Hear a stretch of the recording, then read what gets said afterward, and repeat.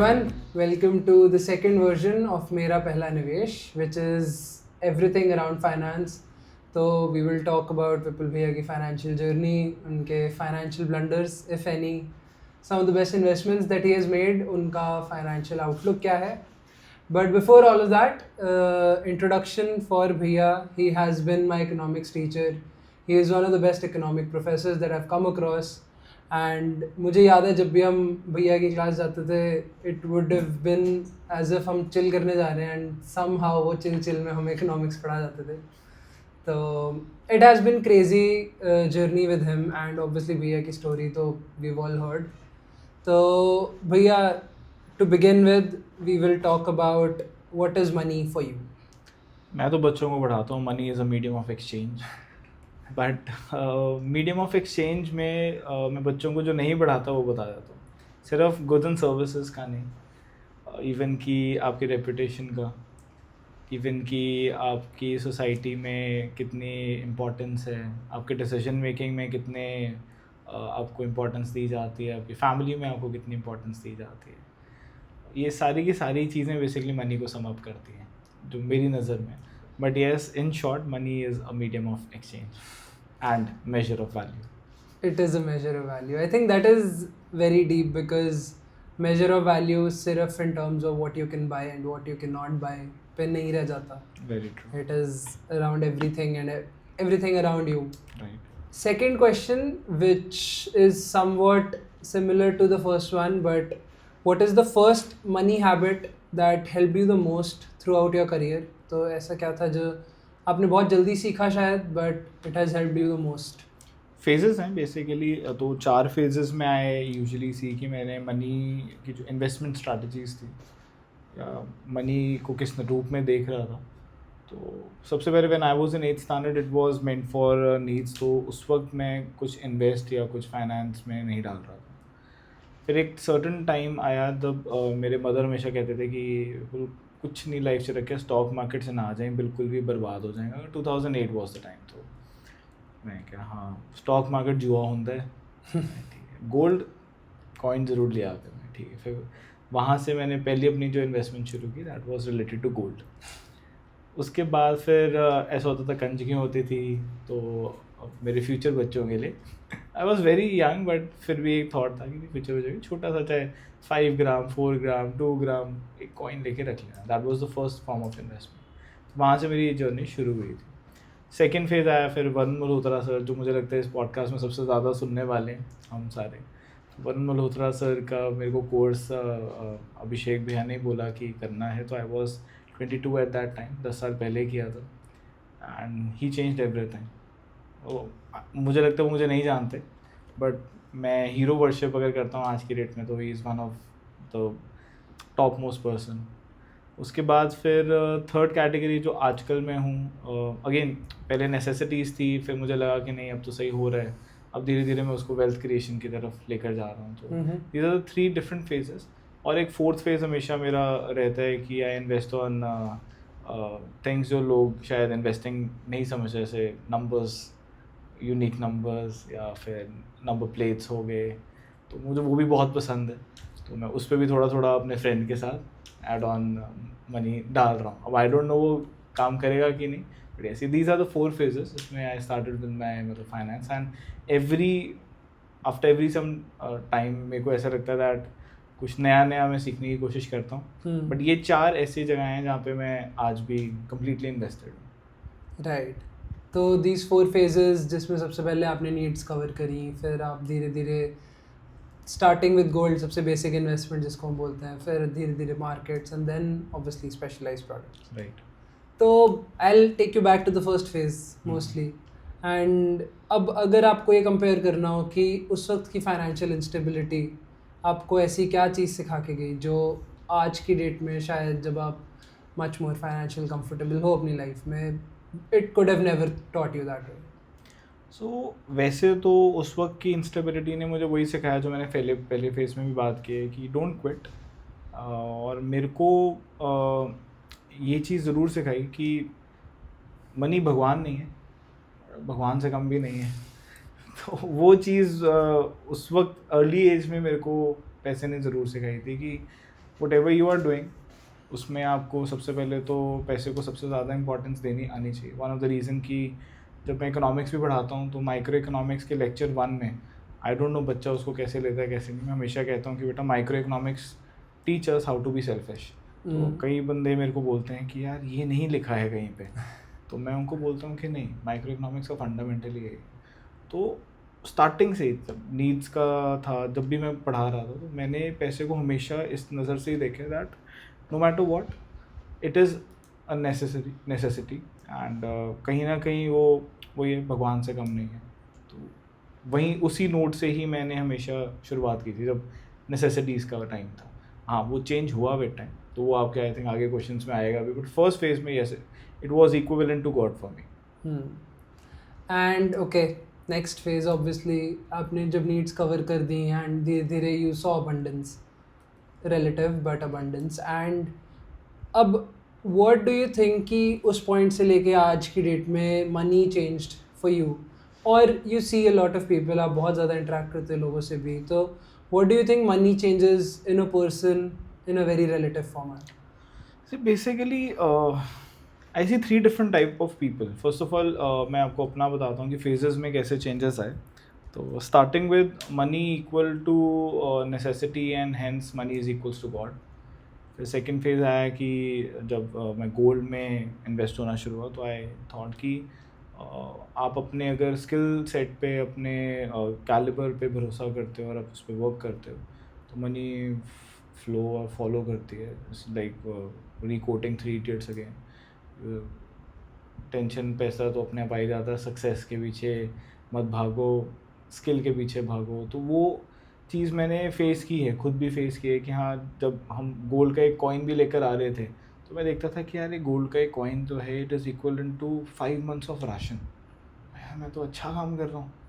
तो मेरे लिए फिर वो गॉड नहीं रहा, मेरे लिए मेरी स्किल सेट गॉड में कन्वर्ट होनी शुरू होगी. तो मनी की इंपॉर्टेंस रिलेटिवली कम हुई. Recording law of diminishing marginal utility, when you earn more your utility और सैटिस्फैक्शन रिड्यूसेस. राइट.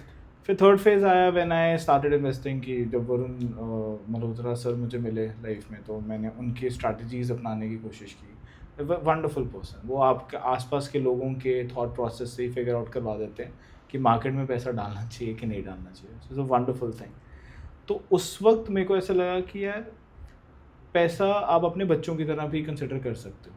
पहले टॉडलर होगा, फिर भागेगा. रिकोटिंग अगेन, वन इडियट जो यूट्यूब की एक वो है, मतलब एक बहुत छोटी सी शॉर्ट फिल्म है. I recommend everyone to watch it. Right. तो उस वक्त पहले मेरे को, हालांकि वरुण मल्होत्रा सर का जब मैंने फर्स्ट टाइम कोर्स किया था तो मुझे पहले दिन ऐसा लगा था कि शिट यार पैसे वेस्ट हो गए. आई डोंट नो, बट 6 महीने के बाद वो ना चीज़ें आती रही, it started making sense. Market के नंबर्स और लोगों के thought processes, like he mentions that the way Sensex is moving is equivalent to your lifestyle. तो पहले मुझे समझ नहीं आया, मैं कहा ये क्या बोल गया बंदा. तो फिर मैंने जब देखा कि नहीं यार, लोगों का लाइफस्टाइल जब बढ़ रहा है तो मार्केट्स में एक सिमिलर और कॉरेस्पॉन्डिंग को रिलेटेड सा फ्लो भी दिखता है. फिर वो चीज़ें इट स्टार्टेड मेकिंग सेंस. तो देन पहला मनी भगवान था, फिर स्किल भगवान बनी, फिर मैंने मनी को बच्चा बनाया. That was the third phase of my life कि नहीं, your money can act as your kid. Fourth phase आज की डेट में जो मैं देखता हूँ वो यही है दैट आपको पैसे को संभालना और पैसे को खर्च करना दोनों आना चाहिए. अगर आप एक में ज़्यादा हो और दूसरे में कम हो तो कहीं ना कहीं वो चीज़ें बैलेंस आउट नहीं होती. राइट.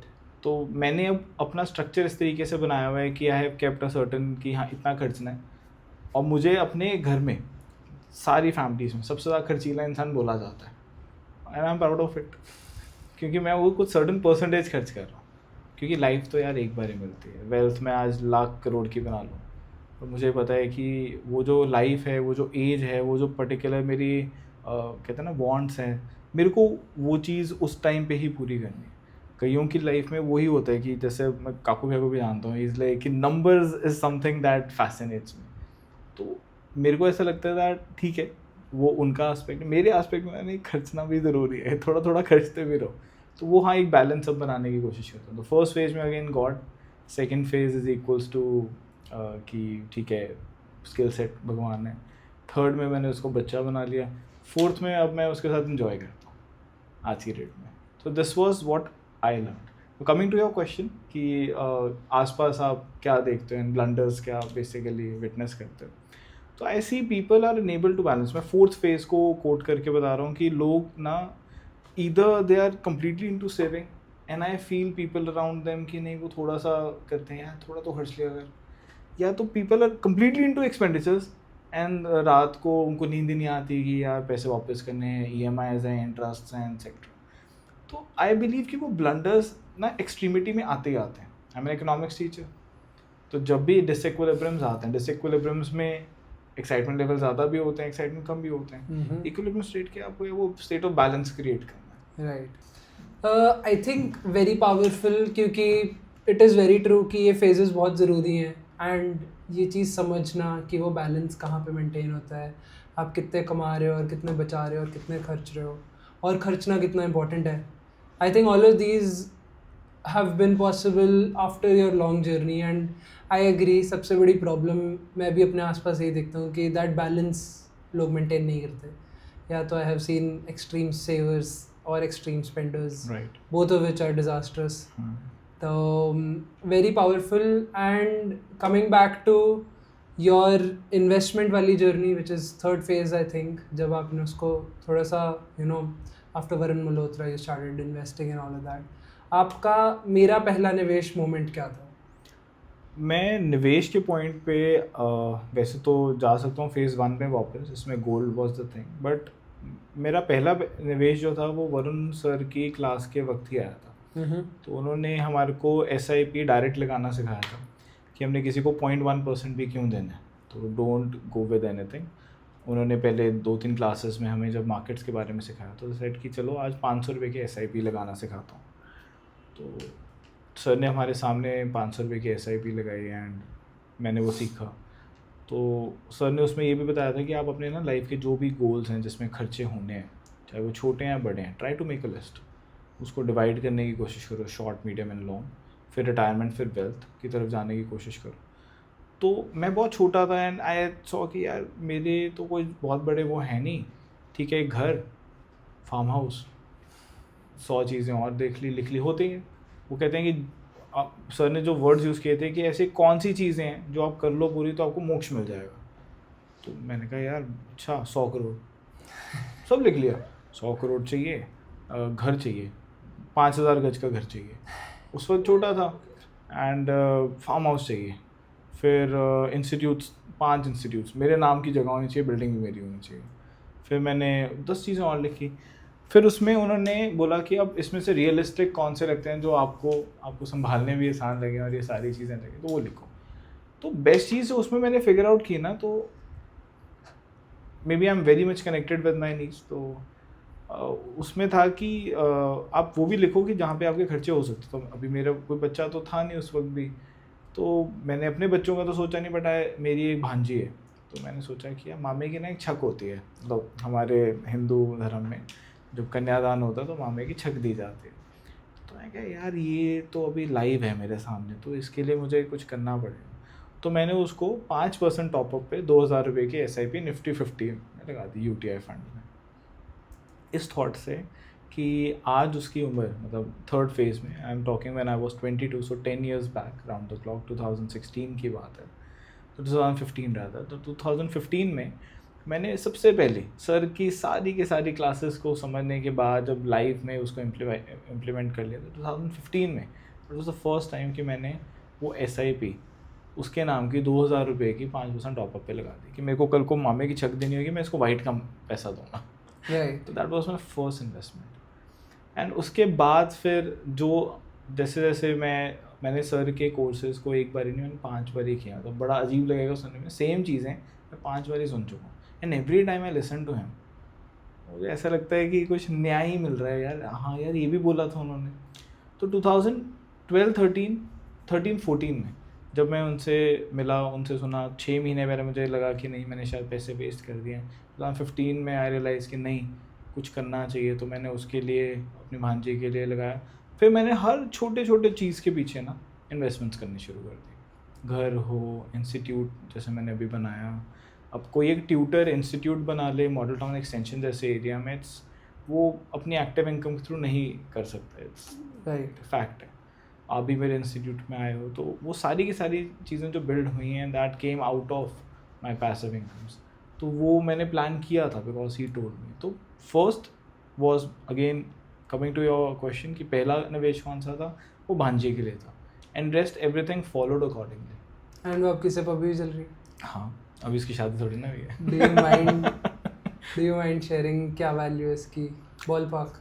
यार वो तो नहीं मैं अभी शेयर कर रहा, बट हाँ इतनी है कि अगर उसको कोई लग्जरी गाड़ी भी लेनी हो तो अपनी शादी में आराम से खरीद which is a very big thing, because आपने ये नहीं कि आपने एक दिन उठ के बोला कि यार मैं बहुत बड़ा अमाउंट उसके लिए रख दूँ। It was dedication and it was commitment and it was बहुत छोटा ही स्टेप था 2000 रुपये की सिप करना विद अ 5% टॉपअप, बट हाँ your consistency to it and आपका बहुत पहले स्टार्ट करना I think has led to. उस वक्त निफ्टी भी आई थिंक 6000 5000 पे था, तो उस वक्त भी महंगा लगता था कर रहे थे कि पता नहीं यार कर रहे हैं, जुआ बोलते हैं, उसी थॉट प्रोसेस से बड़े हुए हैं। बट आज की डेट में आई फील लाइक कि नहीं, मुझे उस चीज़ की बिल्कुल भी टेंशन, मैं आज भी निकाल के रख लूँ तो लोगों के लिए वो बहुत बड़ी अमाउंट है कि यार इतनी मामे की चेक कौन देता है, पर मुझे ऐसा लगता है कि नहीं, ये बेयर मिनिमम था। 2000 रुपये हम अपने बच्चों के लिए निकाल सकते हैं, बट आज 10 साल के बाद वो इतना अमाउंट है, और आने वाले भी 10 साल बाद या 5-7 साल बाद भी अगर उसने शादी करवानी है, तो दैट इज़ आई थिंक वो मुझे बहुत सिक्योर फील करवाता है बात, जिसमें मेरे कोई एड ऑन नहीं आएगा। अभी टचवुड अच्छी अर्निंग कैपेसिटीज़ भी हैं, तो ऐसा नहीं कि मैं उतने तक ही सीमित रहूँगा, मैं और भी अपने बच्चे के लिए करूँगा। बट ये है कि हाँ वो एक इतना तगड़ा सिक्योर्ड अमाउंट है कि आई फील लाइक यार अगर 2000 से इतना कुछ वंडरफुल हो सकता है, नथिंग लाइक दैट। एंड 2016 के बाद आई थिंक कोविड भी आया है, we have seen the September 2024 का क्रैश भी। Very weird explanation to it. So I got married in 2019 November. तो just because मेरा work allow नहीं करता, तो we went to honeymoon in December end. तो 25 से 31 क्लासेस ऑफ होती हैं, तो मैंने उसी में ही प्लान किया, तो we went to श्रीलंका। अब श्रीलंका जो है वो नाम का श्रीलंका है, उस वक्त 2019 में वहाँ पे चाइना टाउन बनने की बात हो रही थी कोलंबिया में, तो कोलंबो में सॉरी, तो वहाँ पे मैं बैठा हुआ था, तो I met a Chinese women, मैं और सुनीरा दोनों बैठे हुए हैं, तो हम आराम से बैठे हैं। ट्रस्ट में वो मेरी लाइफ चेंजिंग कॉन्वर्सेशन थी। तो हम कसिनो बैठे हुए थे, तो फर्स्ट टाइम हम दोनों गए हैं, कभी लाइफ में कसिनो नहीं गए, तो पहली बार ये दोनों एक्साइटेड कि हम ना 15,000 रुपये लेकर जाएंगे, श्रीलंकन करेंसी में 30,000 हो जाएंगे, तो उसको हम वहाँ पे ब्लैक जैक खेलेंगे। तो मैं सीख कर भी गया कि क्या होता है, कैसे होता है। तो समझ फिर भी नहीं आ रही थी कि how way to head, way to stand and what, हम मज़े में कर रहे थे, but it was affecting the entire table. तो वो ना एक इनफॉर्मल कॉन्वर्सेशन शुरू होगी, oh don't hit, oh stand. तो 2 घंटे 1.5 घंटे जब हम बैठे, तो वहाँ पे एक चाइनीज़ वुमेन बैठी हुई थी, शी सेड कि this corona is ruining our country, बोल very soft language, and cigarette बार बार कंटिन्यूसली फूकी जा रही थी, एंड एक टाइम पे आके बोलती कि नहीं, this corona is ruining our country. So I related it with maybe Corona has started with a whisky brand beer, अच्छा होगा कुछ, आई डोंट नो। तो मैं अपने रूम में वापस आया होटल में, तो मैंने देखा corona in China, it was in on 28 दिसंबर 2019। तो उसमें कहते हैं कि कोरोना फैल रहा है, तो people started linking it with zombie land and stuff, तो एपोकलिप्स है। मैं कहा यार ये क्या हो रहा है, चाइना में हो रहा है। मैं क्या ऐसे ही पब्लिसिटी स्टंट होगा, बच्चों को भी बढ़ाता हूँ, डीवैल्यूएशन करता रहता है, रोने गाता रहता है, बाद में अपना एक्सपोर्ट बढ़ा लेता है। तो मैं क्या ऐसे कुछ होगा, पब्लिसिटी स्टंट होगा। तो I didn't take it very seriously. फिर मैं जब घर वापस आया, तो वो बहुत ही अलग चीज़ थी, बिकॉज वो मूवी नहीं थी, वो रियल लाइफ में हो रहा था। राइट। तो जनवरी 15 आई रिमेंबर, जिन्होंने कोरोना टर्म कॉइन किया था, जिन फर्स्ट डॉक्टर जो चाइना के थे, उनकी डेथ हो गई। मेरी वहाँ that was the first day I felt कि शिट, कि कुछ होने वाला है। तो 15 जनवरी आई स्टिल रिमेंबर कि मैं उसके बारे में बहुत ज़्यादा ना रिसर्च करने लगा। WeChat was the thing, जैसे आप चाइना के लोगों से चैट भी कर सकते थे उस टाइम पे। तो मैंने वहाँ से अपने फ्रेंड्स के बिजनेस जो थे उनसे बात की, मैं क्या चल रहा है, what is happening. Now I teach population density to you guys, right. तो चाइना की population density was around 200, India की population density is around 400 something. मैं कहा यहाँ तो डबल रेट से फैलेगा अगर फैलेगा तो, और उसका कंपाउंडिंग इफेक्ट अगर देखें तो हम थोड़ी देर में मतलब विल ऑल बी डेड, क्योंकि उस वक्त corona is equal to death ही देखी जा रही थी। तो वरुण सर ने ना क्लास में एक बात बोली थी, कहते आपके ना ज़िंदगी में ना, आपकी लाइफ में एक ऐसा मोमेंट आएगा जब लगेगा प्रलय आ रही है, और सारे के सारे ना उसमें स्टॉक मार्केट अपना बिगेस्ट क्रैश दिखेगी। बस तुमने अगर वो प्रलय पहले पहचान ली तो पैसे निकाल लेना, प्रलय आई जिस दिन आई उस दिन पैसे डाल देना। तो मैं उस वक्त मेरे माइंड में भी यही चीज़ है। पहले अपने काम की टेंशन ज़रूर हुई, बट घर बैठे बैठे थॉट प्रोसेस उधर ही घूम रहा था। तो मेरी जितनी SIPs, जितने स्टॉक्स, ये सब कुछ जो था, तो मैं आई स्टिल रिमेंबर कि 28 जनवरी मैंने वो पैसे निकालने के लिए डिसीजन ले लिया, मैंने निकलवा ली। आई स्टिल रिमेंबर मेरे को बहुत गालियाँ पड़ी थी घर से, कौन करता है, तू पागल हो गया है। मैं तो ये भी बोल रहा था 100 किलो गेहूँ ये वो सब रखवा लो, हम शायद हमें बंकर्स में रहना पड़ा। मतलब बहुत मैं बहुत पैनिक में चला गया, बहुत डिफरेंट लेवल स्ट्रेस में चला गया था। तो मैंने जनवरी में बोला, मैं क्या 100 किलो आटा है वो सब रखवा लो, चीज़ें थोड़ी ख़राब होने वाली। माने नहीं। फिर फरवरी में मुंबई में सबसे पहला केस आया, एंड जब मुंबई में पहला केस आया ना तो स्टॉक मार्केट में डिप आना शुरू हो गया। जिसमें जो पहला केस आया था उसकी बिल्डिंग में आग लगाने की कोशिश की, उस बिल्डिंग को बिल्कुल सीज ही कर दिया। फिर मुंबई में वो फैलना शुरू हुआ, तो मुंबई पहले Bombay stock exchange being the epicentre of everything, right. तो उसके कारण फिर वहाँ पे स्टॉक मार्केट ने कंटिन्यूस डिप देखा, मार्केट 17-20% नीचे चले गए। अच्छा, मेरी लाइफ के हमेशा रूल्स रहे हैं कि मैंने कभी शॉर्ट नहीं करना है, मैंने शॉर्ट टर्म चीज़ों में जाना ही नहीं है। तो मेरा बड़ा मन था जनवरी में कि फ्यूचर्स में शॉर्ट मारूँ, छोड़ यार कभी नहीं करना लाइफ में। मैं तो इवन कि भी सिल्वर का जो डिप आया था, आई स्टिल रिमेंबर, मतलब मेरे पास तो एविडेंसेस हैं उस चीज़ के। मैंने मैसेज भी ड्रॉप कर दिया था अपने फ्रेंड को कि भाई एक काम कर, 1 लॉट शॉर्ट कर दे सिल्वर का, तो वो 4 लाख MCX में टच किया था। तो उसके बाद फिर कहता पक्का कर दूँ, फिर मैंने पापा सुनीता से डिस्कस किया, मना कर दिया कि नहीं करना, ये आदतें नहीं डालनी, एक बारी कमा लेना फिर आदतें वैसी बढ़ जाएंगी।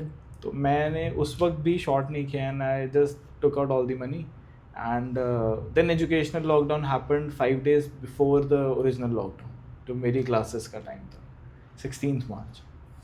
तो जब 16 मार्च में मेरी सीट पे पुलिस वाला बैठा हुआ था और वो बोल रहा था ना कि you are not allowed to teach, तब मुझे टेंशन हुई थी। But I had a lot of money in my bank, नहीं यार कोई ना, ध्यान रख लेंगे, 1-2 साल चल जाएगा। पर जब उस दिन मुझे टेंशन हुई, देन आई रियलाइज़ किया I think this is the prime, this is the lowest of the low. तो फर्स्ट लेक्चर मैंने बच्चों को डिलीवर किया था 18 मार्च 2020 में online, not via YouTube, but मैंने अपनी खुद की एप्लीकेशन बनाई, उसमें पोस्ट किया। एंड उस लेक्चर के पहले लेक्चर के बाद सेकंड लेक्चर मैंने बोला था कि मैं क्या, अगर मैं आपकी जगह होता ना, जो भी मेरे बैंक में पैसे हैं ना, वो सारे के सारे स्टॉक मार्केट में डाल देता। और वो है मेरे पास, रिकॉर्डिंग्स भी हैं। एंड वो पर्टिकुलर टाइम में मैंने 20 मार्च, जब 21 मार्च को लगना था, 20 मार्च को सारे पैसे जितने थे जहाँ थे वहाँ रीएलोकेट कर दिया। तो वो मेरा एक बिगेस्ट लाइफ का एक डिसीजन था, which obviously made me safest, कि अब मुझे फाइनेंशियली कोई टेंशन लेने की ज़रूरत नहीं थी। देन रशिया यूक्रेन वॉर एक मैंने वो किया, तो उसमें भी आ गया। ईरान इसराइल में पकड़ नहीं पाया, बिकॉज उसका रीज़न बीइंग मेरे स्टूडेंट्स के एग्ज़ाम्स वगैरह बहुत चल रहे हैं इस टाइम पे, बट उस टाइम मैं फ्री था। तो येस, रशिया यूक्रेन वॉर में भी मैंने ऐसे एक पकड़ा था, हाइज में पैसे निकाल के लोस में री इन्वेस्ट कर दिया था। आई थिंक यहाँ पे एक बहुत इंपॉर्टेंट एस्पेक्ट है जो हमें हाईलाइट करना बहुत ज़रूरी है, कि इट वाज नॉट दैट आपको कुछ पता चला, it was how you executed it.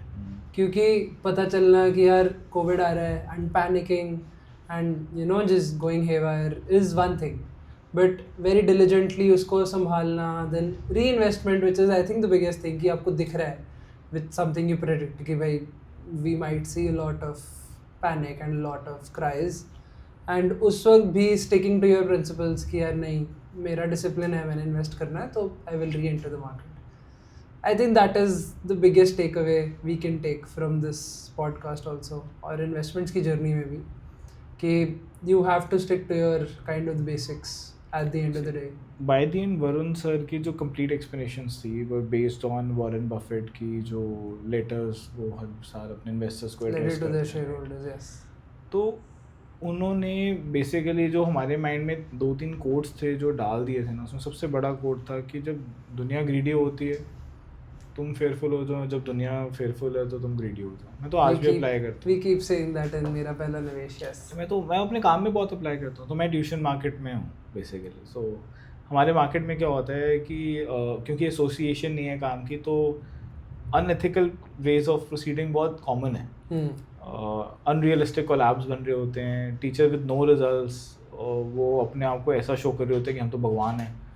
तो उनका यूजुअल दिनचर्या निकलती भी ऐसे है कि नहीं विपुल के पास तो नहीं जाना चाहिए। That is a fearful state of mind and I feel very safe when they से दिस। पहले तो उन्होंने मेरा नाम ले दिया। अब अगर मैं नॉर्मल इंसान होता तो मुझे गुस्सा चढ़ता, वो रेज आता कि मेरा नाम कैसे ले दिया।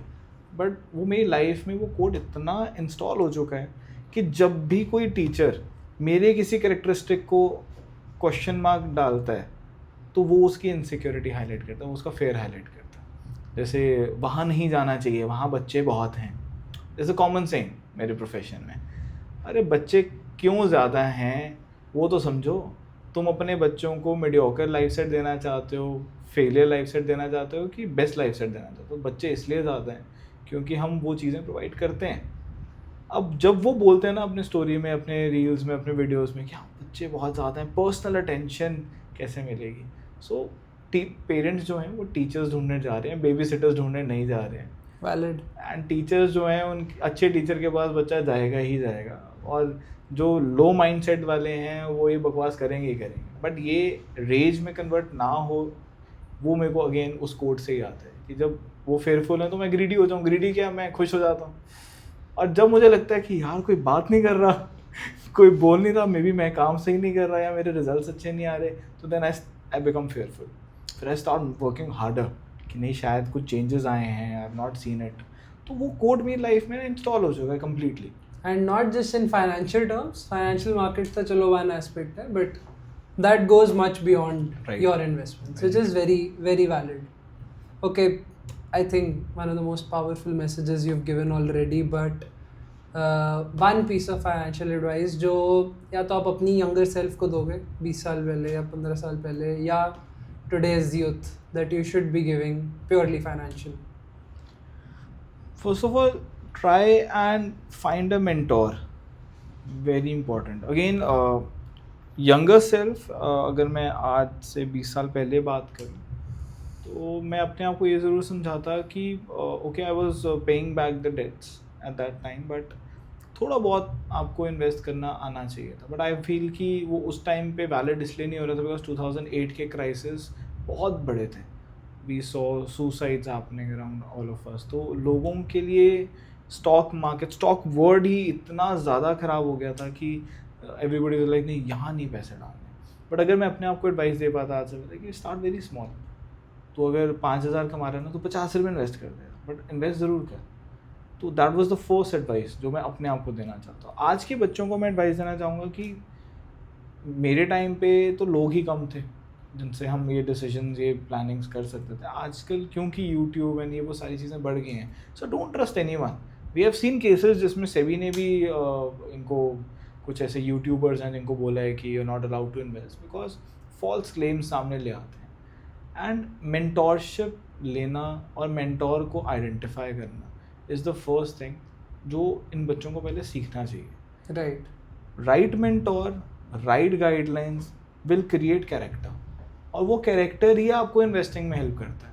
अगर मैं बोलूँ कि कोई एजुकेशन है इसकी, तो कोई थंब रूल तो है नहीं। आपने भी देखे जो ज़्यादा कर रहे हैं तो again coating Varun Malhotra sir saying analysis paralysis में घुस जाते हैं। When they analyse more they get paralytic and by the end कुछ भी नहीं हो पाता।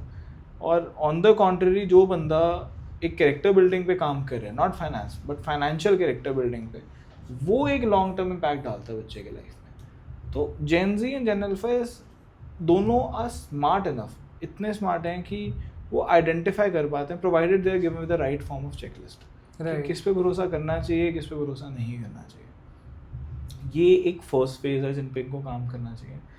And when they figure out कि कौन सा वो बंदा है जिससे ये मेंटोरशिप ले सकते हैं, अब हो सकते हैं कुछ लोग स्विंग ट्रेडिंग में बिलीव करते हैं, कुछ क्रिप्टोस में बिलीव करते हैं, कुछ वेल्थ मैनेजमेंट में, so there are multiple segments in finance जो कि लोग सर्व कर रहे हैं। आप किस चीज़ को लेके पैशनेट हो, आपको स्विंग ट्रेडिंग भी पसंद है ना, तो स्विंग ट्रेडिंग का भी कोई ना कोई अच्छा मेंटोर है। और कोई वेल्थ मैनेजर पसंद है तो वो भी बैठा हुआ है। दोनों एक दूसरे के कट्टर दुश्मन भी हो सकते हैं, आइडियोलॉजीज डिफर कर सकती हैं, बट आप क्या करना चाहते हो, आपने जब वो फिगर आउट कर लिया, then finding a mentor, working with him, building your character and then planning your investments makes a lot of sense. ये नहीं कि पहले इन्वेस्ट करेंगे फिर देखेंगे, गलतियाँ करेंगे फिर देखेंगे, वो तो part and part of life ही है। बट ऑथेंटिकली अगर हम उस चीज़ में चलें तो बेस्ट पाथवे तो यही बनता है, what I feel. So 2 pieces of advice, one would be start small but start, and second would be I think आपने कहीं ना कहीं behavioral finance को टच किया है कि it is much more important कि आप अपने character development within the finance industry as well develop करो, कि fearful नहीं होना है, greedy नहीं होना है, you have to follow a path instead of doing a lot of analysis and complicating it more than it should be. I think very powerful. Thank you so much भैया, thank you for इतना, I think बहुत ही crazy insights हैं and बहुत basic terms में आपने समझा दिए, but if we start to dig into it, it is going to be very helpful. So thank you so much and thank you everyone for listening.